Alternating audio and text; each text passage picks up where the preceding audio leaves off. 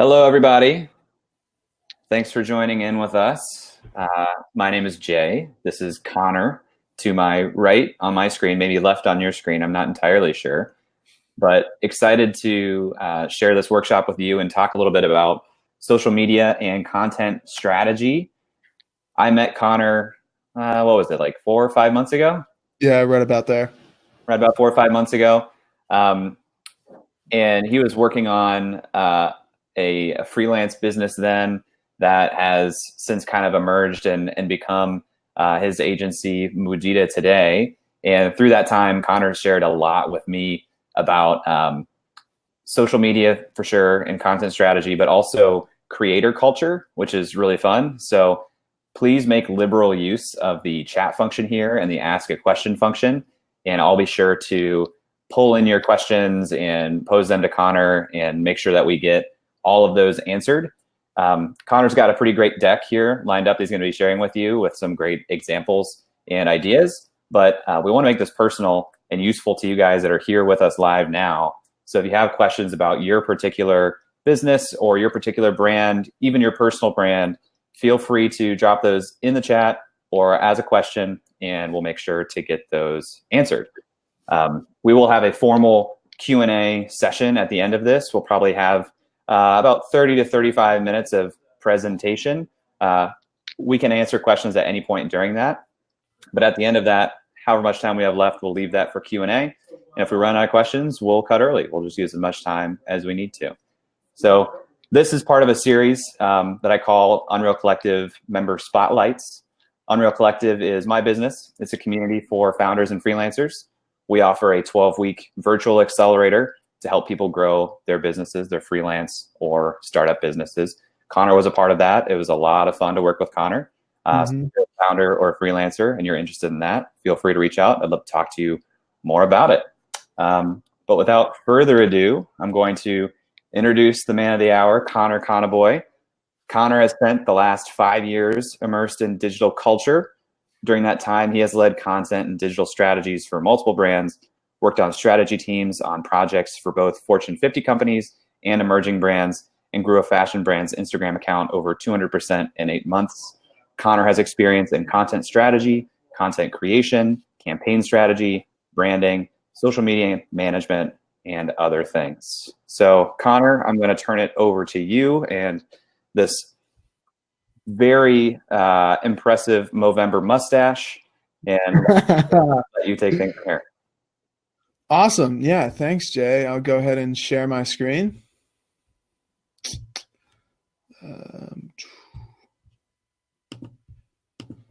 There we go. Cool. Does that look good?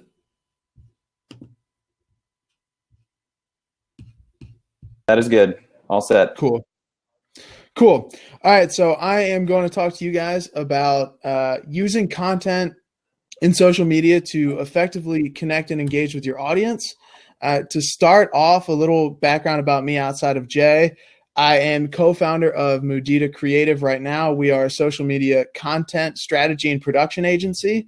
Mudita means sympathetic joy in Sanskrit. And what we really try and do is build human connection in the digital world and really help brands, both personal and commercial, be able to connect with the people they want to and really develop those relationships through social media and content.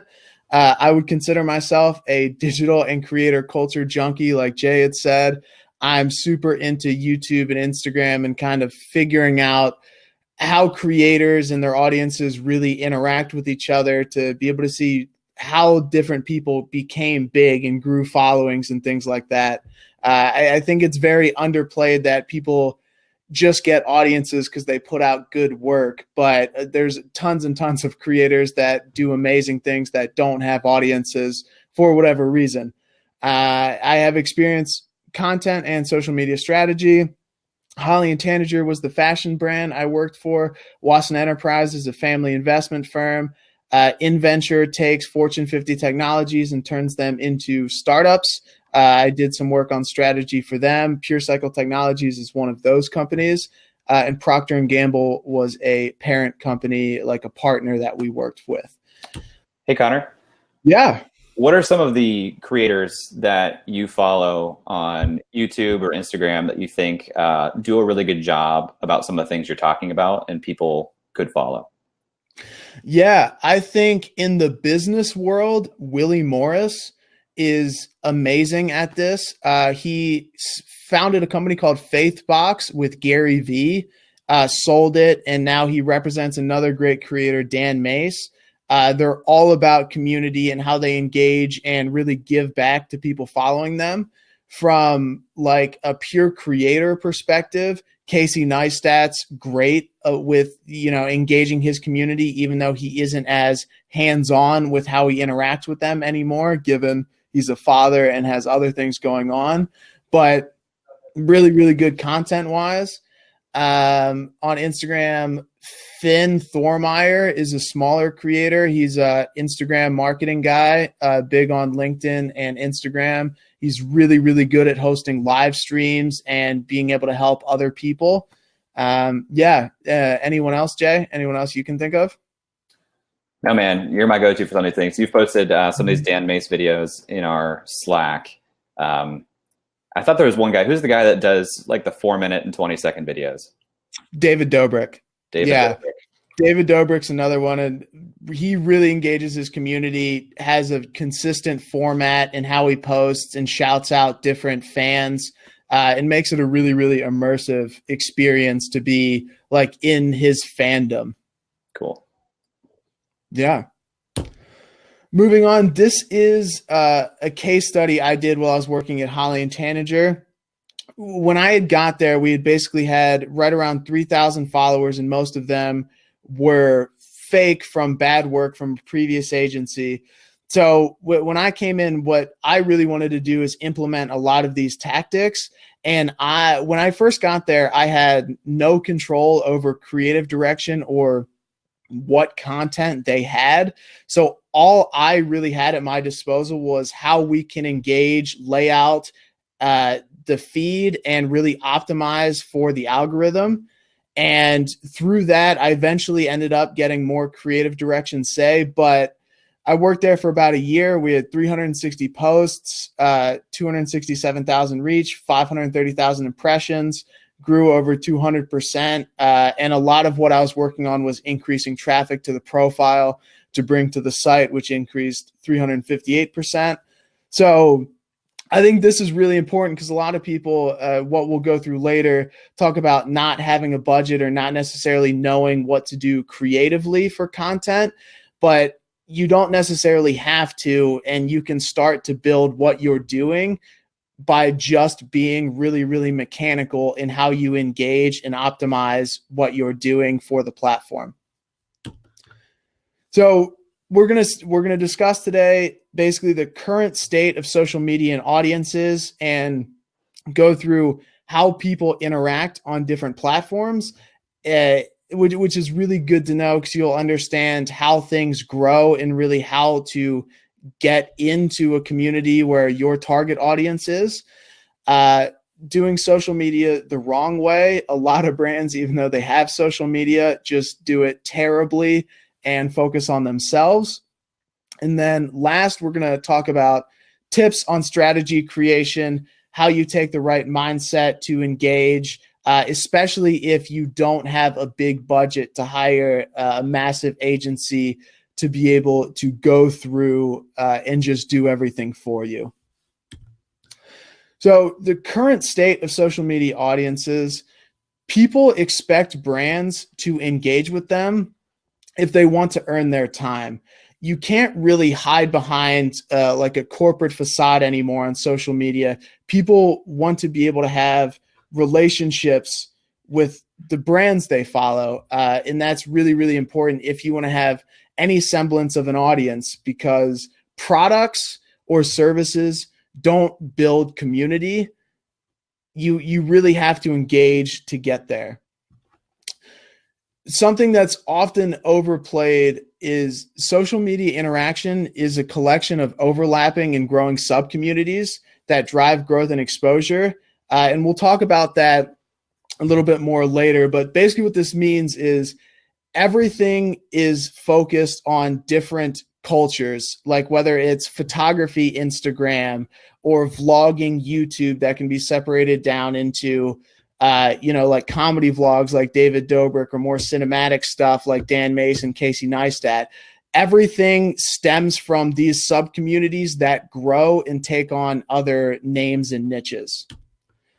And then different platforms have slight differences that impact how you have to approach them, because it limits how people can engage and share information that we'll go through as well.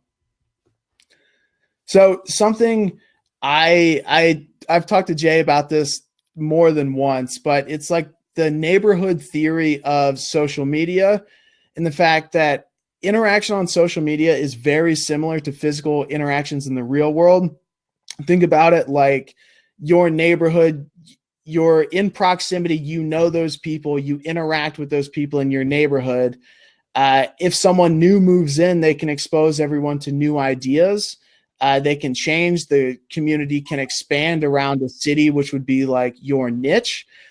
And Instagram and social media works the exact same way, but rather than that neighborhood being by proximity and where you own your house or rent, it's by shared passions and interests, which makes things super, super engaged.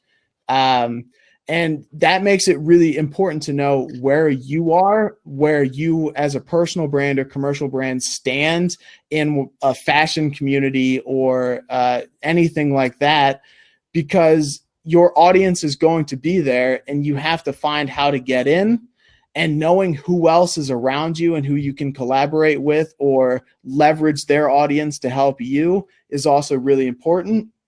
For example, influencer communities, lots of influencers are friends and collaborate. It's no secret. I think H&M had a big campaign running through Coachella, where there were a bunch of friend influencers that ran through them. So they interact, similar brand styles or industries interact with each other. I know, for example, on Twitter, Moon Pie and Pop Tart have really, really great Twitter accounts, and they interact with each other all the time. You see this, and then I see this all the time too, when somebody's doing like a book launch, and all of a sudden you see the same person on all the top 200 podcasts or blogs. I love this neighborhood theory and this idea that interaction on social media is similar to physical interactions in the real world, because it's the same with messaging in your marketing. The language that you would use, the language that I would use to explain Unreal Collective to Conor, or what I do to Conor, should be the same online, whether it's on my website or on social media, as it is me talking to him, because the ability to share an idea and connect based on personality is not different online than it is offline. Yeah, and I think the coolest part about it is fans know each other in these little sub communities, and they know different creators. Like when we were talking one time, Jay, one of my go-to examples is, if you know Casey Neistat, you'll probably know Dan Mace from how he shadowed him for a couple months. If you know Dan Mace, you might know Ben Brown. If you know Ben Brown, you might know Conor Franta and Tim Kellner. And if you know them, and it just keeps expanding into bigger creators, and all of their audiences overlap. And part of how they grew so fast and different people grow is by getting exposed to people that are already fans or in that sub community that get introduced to a new character. Totally. I see this all the time. A lot of people that I've become friends with and have worked with, I've overlapped with in multiple products under the Seth Godin umbrella, whether it's All NBA or the marketing seminar or anything else. A lot of the times I meet people in his community that also turn out to be my type of people. You know, if I like that, then the people who also like that are going to have similar interests as me. Yeah, I'm seeing it right now with Gary Vee and his staff, because you have Gary Vee, then D-Rock and Babin and Tyler. They all have their own followings with it too. And there's a whole generation of entrepreneurs that are following them and interacting with them. New York creator scene around 368 and like Gary Vee and his team is really, really cool. So there are some platform differences that make it tricky to be able to navigate across different platforms depending on how you really want to interact. One of them being the ability and importance of resharing. This almost doesn't exist on YouTube and Instagram. You can reshare posts to your stories. That's a relatively new feature, so that might change. But on YouTube, everything's really, really community-based in comments, and a lot of engagement is off of YouTube, even though you can respond to YouTube comments and things like that. But thinking about sharing, if you share a YouTube video somewhere else, you're sharing a link. It often doesn't just play. It's not as native as Facebook and Twitter. And with Instagram, again, you can't really reshare things other than repost, and it's not great to do. And a really perfect example of this is thinking about, why do politicians use Facebook and Twitter over YouTube for video content? The YouTube channel Colin and Samir, a great YouTube channel, recently had a video about this. And one of the main reasons is the ability to share and virality. Because on Facebook and Twitter, you're going to get retweets and reshares to different pages and get that conversation going. And that just doesn't happen on the way YouTube is structured. So when you're looking at exposing the mass audience of ideas and things like that for politicians, or someone like probably Ty Lopez, who's a viral marketer, you would want to do Facebook or Twitter, depending on how you want to share things. So you might be touching on this in a second. Actually, I think maybe you are. I was going to say, what should a brand be thinking about then? Whether they should, as it comes to YouTube and Instagram, what types of brands should care about using Instagram and YouTube? I think Instagram is the best social platform for anyone right now, because we'll go over it later on how intimate it is. I personally don't use Facebook a ton outside of the groups feature. Twitter is a water cooler where it's just ideas flowing all of the time and people coming back and forth. I know of brands that have like really, really funny Twitter accounts, but I don't really see Twitter as a brand following outside of personal brands. I know VC Twitter is deceivingly big, and there's a lot of sub communities on Twitter for comedy. But yeah, it depends on how intimate and how you as a brand want to interact with your audience. I see startups, for example, who they have an idea, they launch, and the first things they do are register a domain, register a Twitter handle, buy t-shirts. Besides like going down that rant, a lot of times people automatically just spring up a Twitter, and I talk to them, well, why do you want or need a Twitter? Is this the best platform for you? Because I agree, Twitter seems to be much more about a place to share ideas and maybe respond proactively to like customer support inquiries, but doesn't seem to be as much of a connection or engagement mechanism. So if you have any other thoughts on that, let me know. Yeah, no, definitely. I think you would definitely want an Instagram, because I think most people and brands can find a way to utilize it. But I would be in the camp that would say, build your audience around, what you can really kill and are good at. Don't try and spread everything across every platform, especially really, really early on before anyone knows about you. Is a inactive social media account worse than one that does not exist? I don't think so. That's a good question, though. I think an inactive one that you share out isn't good, but if you just own the handle and have the branding but don't really post, I don't necessarily see the harm in that. Cool. So one of the other things is the ability to discover brands and creators and videos. And this is where Instagram and YouTube really comes into play, where Twitter recently with now that they've added, you can see who your friends are liking and they'll show the because you followed. Twitter's definitely getting better at discovery and showing you things you will like. But Instagram and YouTube, hands down the best, being able to show you creators based off of what you've watched and your Instagram and who you engage with. I know, for example, when I was doing a lot of research into the Instagram algorithm, it takes so much into account who you interact with. So if you can find that right community and interact with them and have them interact with you, you're in a much better position to be shown to more people like that. And that's the beauty of being able to discover brands and other people or content creators on Instagram and YouTube versus I don't know how you would find someone on Facebook if you didn't find them somewhere else. And so is that in the Instagram Discover area? You get highlighted there if you're engaging with people that someone else already follows or engages with? Yeah, or on the suggested follow accounts, things like that. And hashtags when they'll show hashtags in your feed, posts from certain hashtags. If you follow hashtags, you'll be more likely to show up there too. I see a lot of people using a lot of hashtags lately, and I see their follower counts go up a lot. And it's something that I personally struggle with, whether or not I want to go down that path for like my personal Instagram. I don't have an Instagram for my business. It's all personal. I do care about my personal brand. But Instagram is where I have like the most intimate look into my life. And so I've been kind of hesitant to do that. If I did want to use hashtags, does it have to be in the description of the content itself? Or I see a lot of people do like the first comment, they just blast with hashtags. Either one works. I always did first comment at Holly and Tanager. Cool.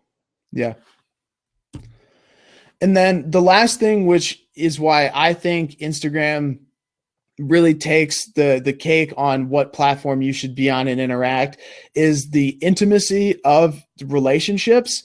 DMs, comments, and direct interactions are so much more important than on YouTube or something. It's nice. You post this video, you get feedback, you get likes, and you can interact with them in the comments, but that's way less of a connection than sending a DM or having a live stream and being able to answer questions and being able to directly comment back to someone who's giving you love on your latest post. Twitter, same way. Twitter DMs are really hot too, but it's not the same content. It's more ideas and text than it is showing off something or making cool videos. LinkedIn is amazing. The LinkedIn community is incredibly supportive around certain hashtags and people putting out video content, which is another really good place to be if you're a brand or building your personal brand. And yeah, once you understand where people are and how they interact, that's when you can really go in and engage them, rather than taking this marketing strategy of, this is our target market, this is kind of what they like, so I'm just going to throw this out there, use these hashtags, and hope people care about what we're doing. That brings us to the ways companies fail. And the first one is the look at me, look at our products, we're really cool type Instagrams. And a lot of brands do this thinking, one, if you create really high quality content, that can get you a following, but it's not going to engage people and it's only going to get you so far. You really need to put in the effort. You should always give more than you ask. This is a textbook Gary Vee value providing. You shouldn't be asking them to swipe up or click links or to buy your products more than you're posting things that they can get value from, whether that's entertaining, informing, or educating. You should always put out more than you're asking your community to do. An engaged audience doesn't just appear. Like I said before, you have to give them a reason to care about you. People aren't just going to see what you're doing and immediately fall in love. And always have the media company mindset. A lot of people don't. Put out as much content at the highest quality as you can or have the budget for, and see what sticks, iterate on it, and try and really find what people like and what you like doing as a brand. You've used the phrase high quality content a couple of times. are you talking to the production value, or are you talking to Yes. what is actually in the content itself? Production value. You want to get the highest production value you can out of things, but it's not always the most important, especially depending on what you're doing. Sit down and shoot videos are completely fine, especially if that's in your budget. But if you have the ability to do higher production things, even if it's behind the scenes, that's always just going to reflect better than having bad audio or a shaky camera or things like that. You can build a following without that high production value, but that's always the goal. And just in case people are unfamiliar, high production being, like Conor said, good audio, high resolution video. What else would you put under the good production value umbrella? Editing. So not just one continuous, unless it's like an interview, being able to cut it and tell the story through the video rather than just kind of shoot and put things together. I think it's mostly the visual quality and how the video comes together and audio. Cool. Another thing a lot of people don't do, they don't engage with people that are engaging with them. The thing that annoys me the most about brands or even content creators that don't respond to comments on Instagrams. Every comment on an Instagram is a chance for you to connect with someone who took time to comment, even if the comment happens to be fake, because Instagram does have a big problem with bots and comments right now. It doesn't hurt to take the time to do it, because it might not be a bot. And people want to be noticed, and brands taking the time out, even if it's just a social media manager, to respond to them is a really big deal. And for someone in the food industry or anything like that, people are more likely to look at your Instagram and go through comments to see how you're interacting than you might think. I know I'm friends with some people that run a fashion brand, and when they were out in New York doing interviews with Burberry and some publications, in all 4 meetings they had, the first thing they did was pull up their Instagram. The first thing the companies they were talking with did was pull up their Instagram to look at their content, their following, and how they were interacting with people on their social media, seeing what people are saying. So it looks really bad if you don't give back to people that are showing love to you. Yeah, even if it is a bot or a fake comment, if I'm a real user or a real customer of your brand, and I look and I see that you're not responding to comments, I'm probably not going to take the time, or I'm less likely to take the time. Yeah. Responding encourages more as well, which is great for the algorithm. Not being a proactive member of the community. This kind of goes along with the look at me. If you're not out liking, your followers' posts, or searching for people and engaging on other creators or brands' posts that you collaborate with or are fans of, that's not good. That's not how you expand your audience. You can't just sit here and let everything happen on its own. You have to take that effort to go and look for people to engage with. Like your current following's pictures, like, comment, and DM other people that like similar content to what you're putting out, or similar brands to who you are. That's really, really important. And then only showing the final product. This is a weird one. So I know a lot of people just want to show how awesome they are and the awesome things they do, whether it be a finished handbag or a video for a service company. But this never really comes off as transparent if you're not showing the process and the behind the scenes of how you get somewhere. The journey is a lot more interesting than when you finally get there, and people like following along, and that shows a very human side to a brand if they can see how it operates day to day and runs into problems and solves them, and just the entire process behind doing a campaign or something like that. Hey, Conor, mechanically here, you just kind of gave me an idea that I hadn't thought about before. This engaging with people who are currently following you in their photos. I use Twitter more than I use Instagram, but let's take both Twitter and Instagram because I think it's relevant here. What's the mechanical way of doing that without following literally every single one of the people who are following you? Go through who's liked your picture and click on their profile and like some of their photos every now and then. And I know, at least I noticed from when I was running Holly and Tanager's account, you start to recognize a lot of people who engage with you frequently. So you could probably search them. But going through likes or favorites is probably the easiest, and then just going to their profile. And the people who engage with you frequently, is it more important to continue to engage with people who you feel like you already have a really strong relationship with, or to spend time trying to get more people into that bucket? It's a good question. I think you could spend it both ways. Really focusing on the engagement you have is always beneficial. Because one, the more you interact with someone this is from an algorithmic perspective on Instagram and Twitter, the more you interact with someone, the closer the algorithm thinks you are. And the algorithm is always trying to show you posts that you like, and it thinks people you're close with. So that's more of a lock-in. So that's important to maintain that and kind of get that credibility. So they'll tell their friends and kind of expand you into their friends' lives. But it's also very important to be able to look at and who's liking other people's photos. That's a similar brand or a similar content creator or something like that, to go and try and engage with them if you think it would be a good fit.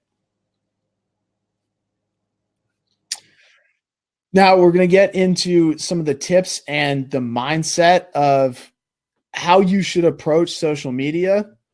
The biggest thing I see when brands are starting their Instagram, they focus so much on what are the other brands in my space doing.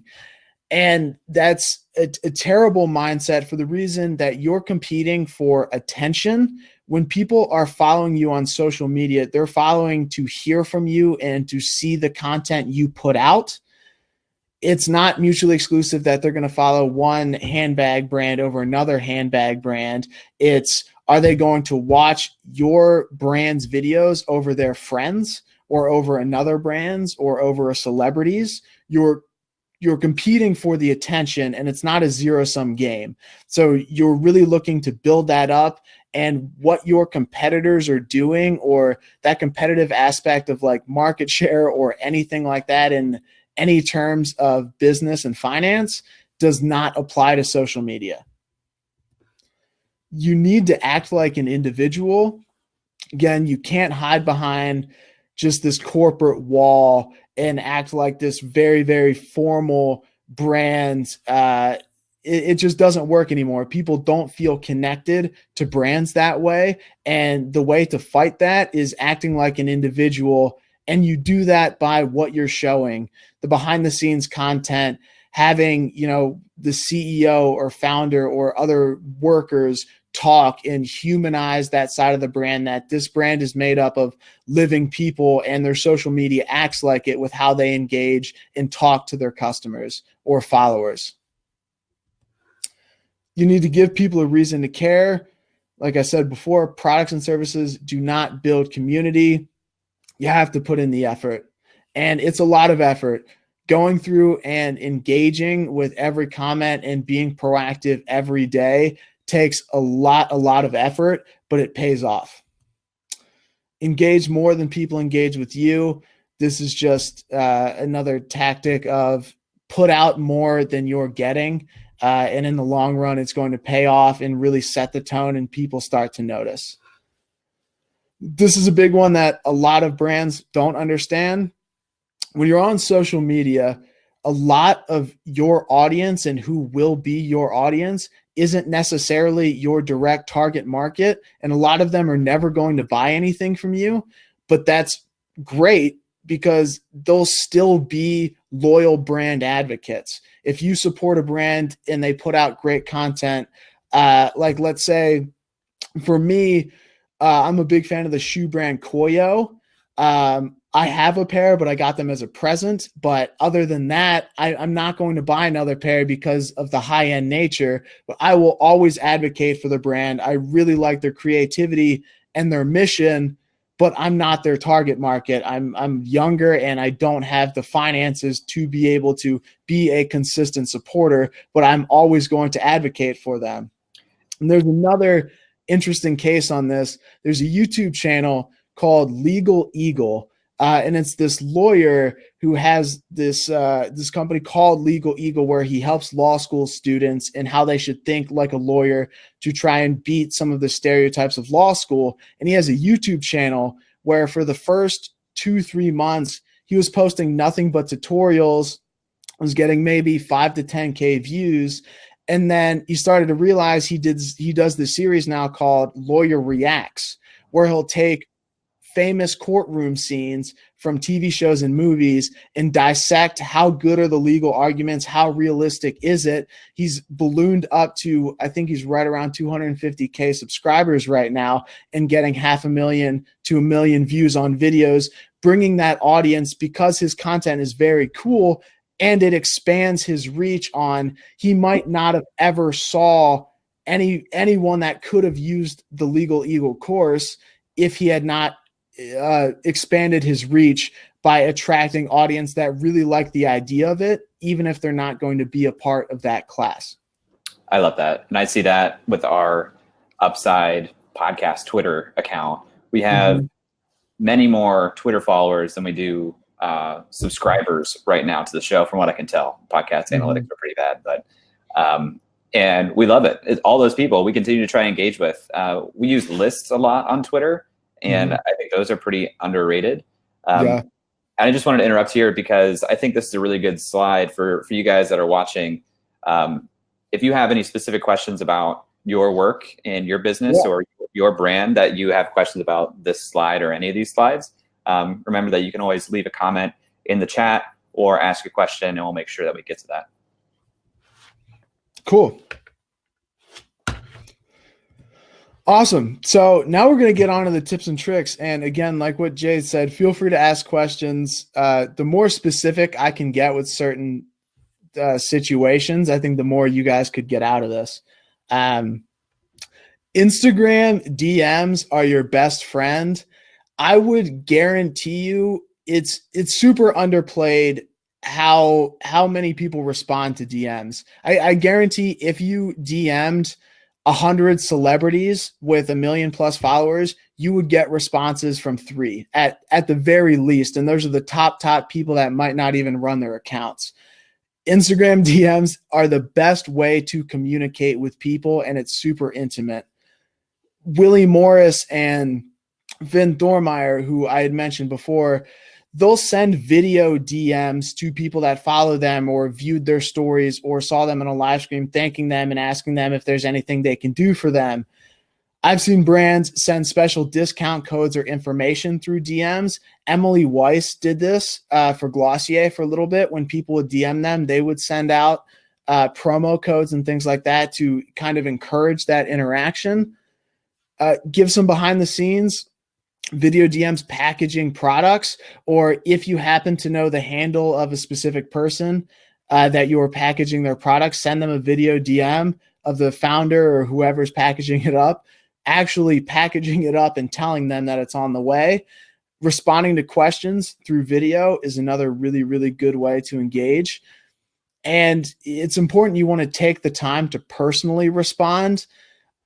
Chat bots can be great if they're done really, really well, but typically it's easy to tell when something wasn't personal or done by a person. So I would err on the side of actually taking more time to personally respond to things. And then DM other brands or people to collaborate. DMs are almost always open. You'd be surprised about the connections you can meet on Instagram by just shooting a DM. You need to relentlessly engage, especially with an early following.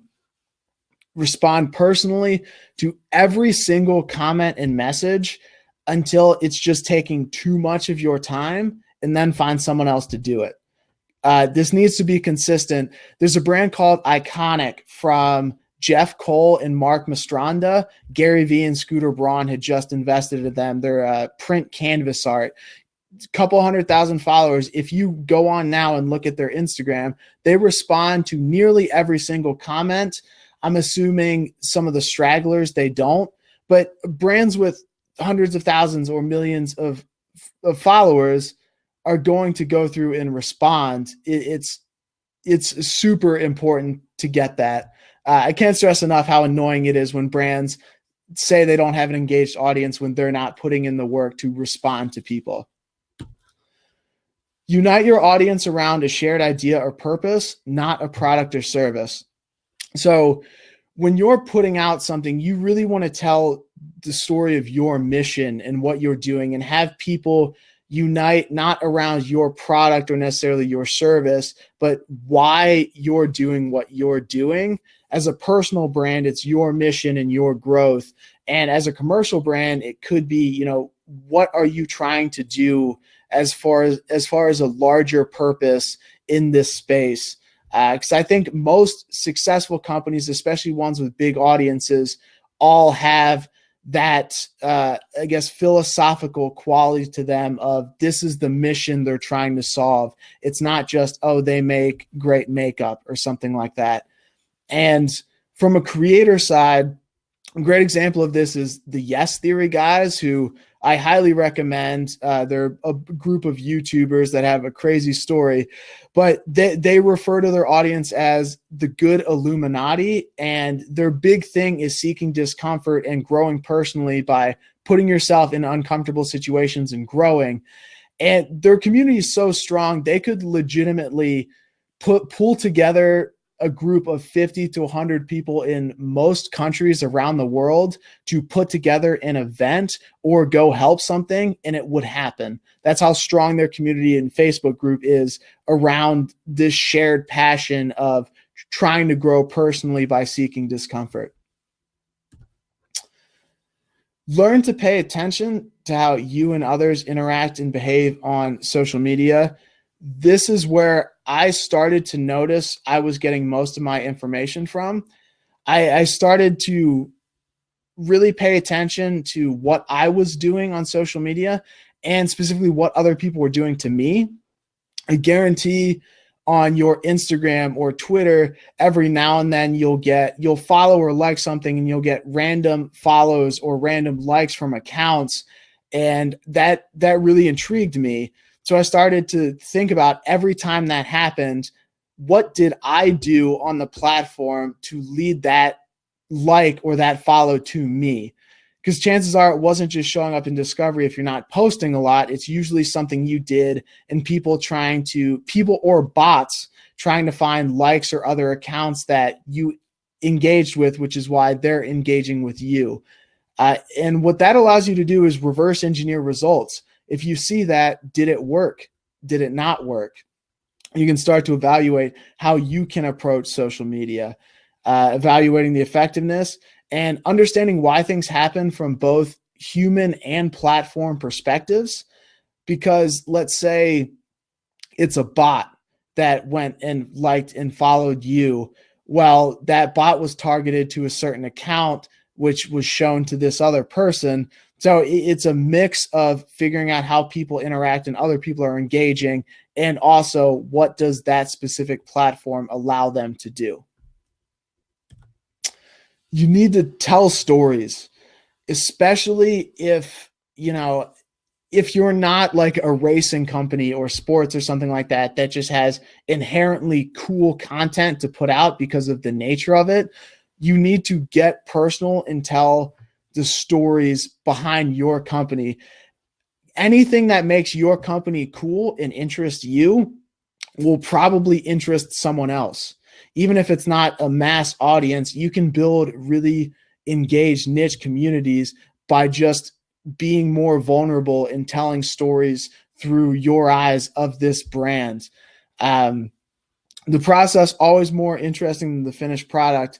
And there's this really interesting story. I was listening to Gary Vee one time. I know I mentioned him a bunch, but he was going through consulting with an accountant, and they were talking about how do you create Instagram or video content around an accounting firm.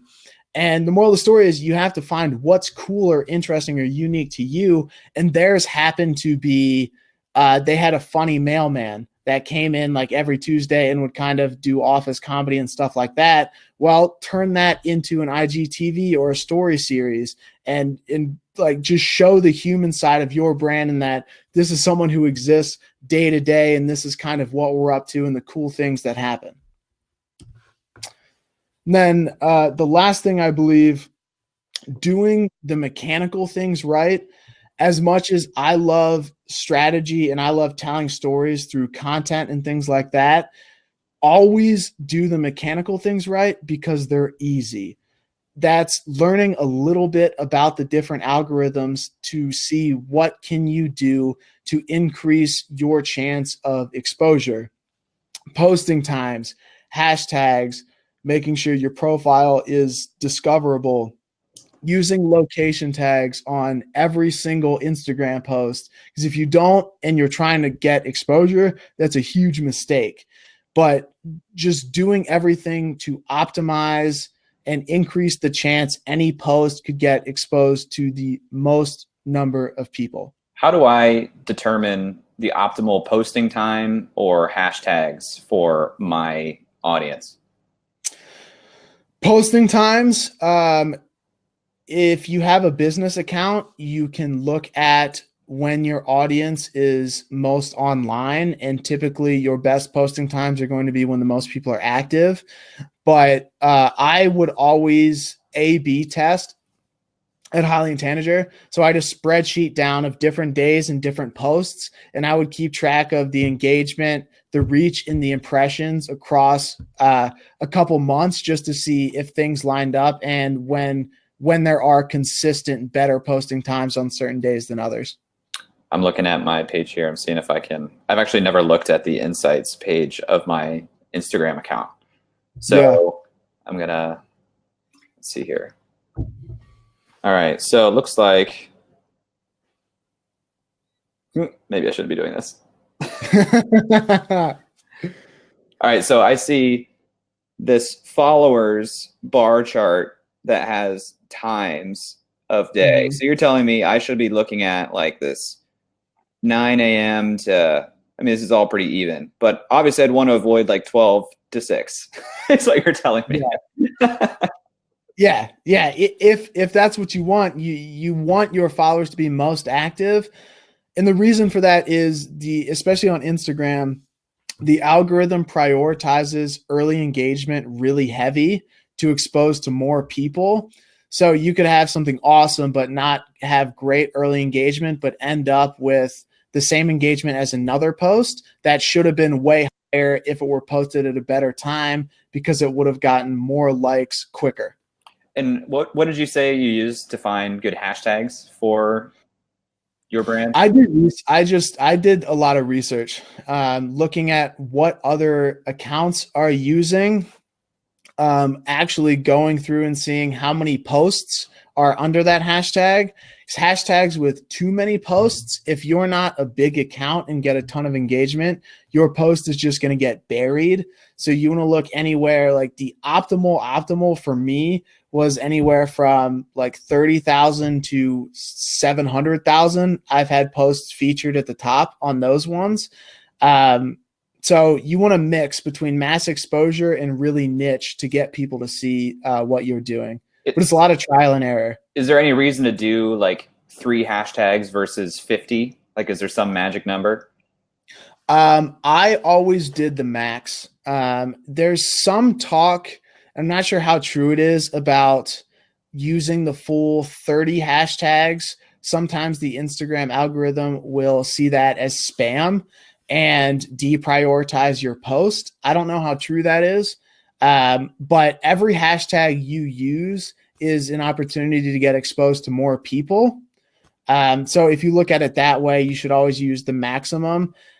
I kept it between 15 to 25 typically. Then go ahead. Let's say you had 25 hashtags and you're using the same 25 for like just about all your posts. Is there any way of knowing which one of those is pulling the most weight? You want to rotate hashtags, otherwise you'll get marked as spam and deprioritized. Okay. But there's no way to tell, like, I know every time I post Vlog Boss that it does really well for me. You're kind of just guessing that, like, between all of them, you're doing well. Yeah, it's funny you bring that up, because when I was at Holly and Tanager, I tried to figure that out by keeping track of pretty much all of the data behind every post and running regressions on the hashtags. And I just didn't have good enough data to like definitively say which one it was. But usually you have a good idea of some powerhouse hashtags that your content will do well in, and you want to use them more frequently, but it's pretty much trial and error and see what works. Cool. Awesome. Now, one of the biggest parts, if you don't have a budget, a lot of people will settle for less than satisfactory content strategy and social media presence because they hide behind the fact that they don't have a big budget, and you don't need one. Great content and a team to execute, 100% worth spending the money on, but I get if it's not possible, and that shouldn't limit what you can do. One of the things you can do, spend the time to find someone young, undiscovered, or just someone that's going to buy into your vision. If you're doing something cool as a personal brand, or have a cool product or a cool story as a commercial brand, to do that work cheap. There's people out there, Craigslist, D-Rock, Gary Vee's cameraman. If you need a videographer, DM him and let him know, and chances are he'll shout you out and look for one for you. There's a lot of resources. It takes time, but if you really try and look, you'll find someone. You need to get personal. Tell your story. If you're a founder bootstrapping your company, talk about it and do sit-down vlogs. You can easily pull out your phone and just sit and shoot. Again, it doesn't have to be that high production cuts, really, really hot audio. You want it to eventually get there, but it definitely doesn't have to start there to be able to build your community. And then even if you do that, there are little, like how Casey Neistat really revolutionized the vlog game was how you enter and leave scenes, and you can do little walk-ins with a setup phone or a DSLR that makes the video look so much better than just starting and you having to talk like, hey, what's up, guys, that type of thing. So you can research just very, very little easy things to do that take no skill that make videos look better. Want to shout out here, if you guys want to do some of your own video, a great resource is Mark Pasternak, who is a Columbus guy, also a member of Unreal.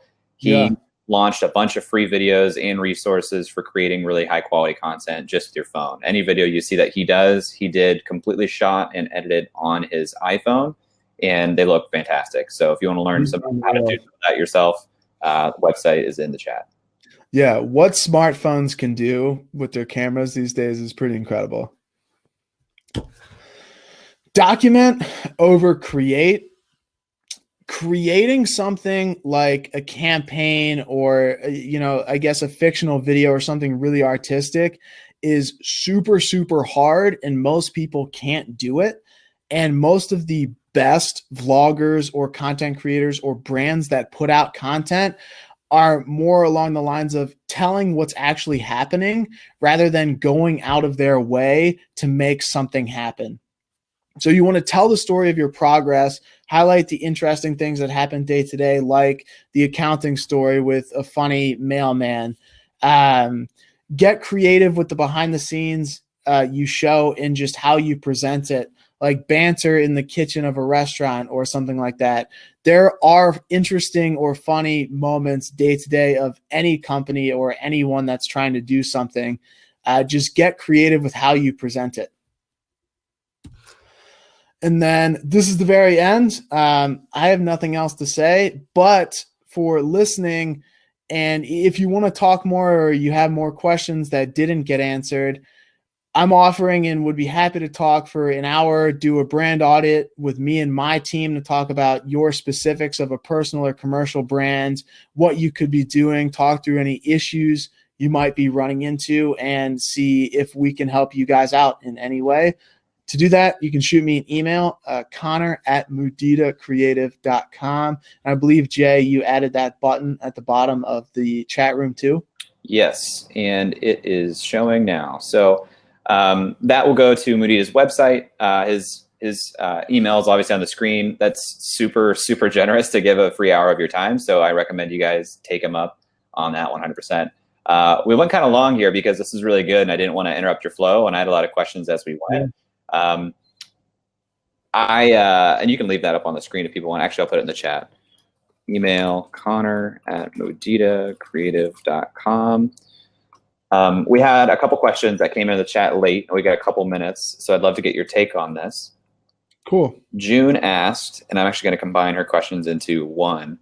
She says, in regards to personal branding, does it hurt to bleed your interest into your accounts? And she says, as an example, if I'm selling myself as a tech person, but also ramped and have strong opinions about politics, can I talk about both? Or does that become risky at some point to be too personal if you have a personal brand that relates to the work you're doing?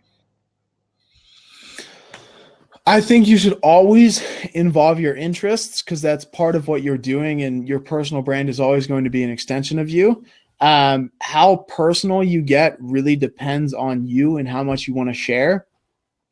Politics is tricky. I know someone like Gary Vee doesn't branch into politics because when you do, you have a good chance of alienating 50-50 of who might be following you. But there are also other content creators that are very, very political and are open about what they do. So it's just, if you share, be aware that some people might take an issue with that. And if you're okay with that, then that's more than fine to help build your brand. I think, I'll give my 2 cents here too, June. In my experience, it's great to show like your full well-roundedness on all your own channels, especially if you are self-employed and in control of your own destiny. I think where there becomes a little bit of a wrinkle is if you are employed and at times you're representing a company that has its own brand to protect. But for me, as I've been out on my own, the more I've shown about myself, the phrase that I like a lot is your vibe attracts your tribe. And I think that's been true for me in everything that I do. Yeah, I would agree. All right. We just got one more question that came in. I'm going to call that done. Alex asked, what would you say is a solid baseline tactical system for doing social media? Let's say it's an early business, no ability to have a dedicated social media person. The founding team has 1 to 2 hours a day they can put into managing social media. What should they do? Something like, what's the recipe? Some number of comments, some number of DMs, some likes, etc. Always respond to DMs. So I think if you're early on, especially if you're looking to get work, like if it's a service business or if you're looking to collaborate, then spend your time DMing, because at that point it's going to be a numbers game. But for building your audience, any interactions, comments are going to be better than likes because you're getting that personality out there. So comments, always responding to DMs, trying to get that intimate connection. I think 1 to 2 hours is definitely enough time. If you dedicated that per day to be able to do that, I think you could see like a nice solid baseline. All right. Well, anything else on that question? Cool. I don't think so, unless there's a follow-up, which you guys can feel free to enter into the chat now. But otherwise, ask away. We're right here at the top of the hour. Conor, thank you so much for sharing all that. That was great. Awesome. I will send a follow-up to everybody who registered for this. There is one more question I'll get to here in a second. I will send a follow-up to everyone who registered for this via email. Conor will be copied on that. I'll have his information. So if you want to take him up on the 1 hour audit, please do. I'm going to allow Conor to send you guys one email as well. But other than that, we won't spam you or anything like that. I would certainly take them up on that offer because it's pretty generous. We have one question from Jay, different Jay. He says, "Great information, Conor. Thank you for sharing these insights. A follow-up question is something you touched on. What does early engagement look like while you're still figuring out who you are and what you do?" Yeah, that's a really, really good question. So as a personal brand, I think it's anytime you can start to see people really connecting with you. So, even if you're not getting a ton of likes, if someone shoots you a DM or is consistently engaging with you and telling you that they like you and support what you're doing, that's always really, really good. Anytime you can have someone like that loyal in there. For a brand, a lot of it's offline conversation and people saying how much they like the brand and how much it's resonated with them. For example, early on at Holly and Tanager, at this point, we probably only had 5,000 followers, but I had cleaned up a bunch of the old ones. And we did a Women's Day, or on the anniversary, we did something about the founders. And there were so many comments about the inspiration of the story behind H&T that there were two people that were actually trying to start into like fashion design and starting their own brands from part of what we were doing. So anytime you can get that real connection, I think is going to be way more of an indicator you're on the right track than any amount of likes or comments or something like that. Cool. Jay, hopefully that answered your question. And I guess I'll also tag on to that. If you're just kind of figuring out who you are and what you do, that's part of your brand itself. Kind of the question we had to June's point. Be honest with that. That's kind of a natural behind the scenes sort of point that you can be documenting, because you're almost certainly not alone in that place. So as much as you feel comfortable sharing, that's part of the process. When I started writing again, I was very much not sure what I was going to do. I was employed. I thought I was going to do something on my own. When I first shared about Unreal to the list, I thought it was going to be an events company. That's not what happened. And people stuck around and they enjoyed seeing that journey. So I think sharing anything that you're comfortable with is good. Mm-hmm. All right. I'm going to cut this off here, Conor. Thanks again for joining us. Guys, we'll be in touch, but certainly reach out if you have any more questions.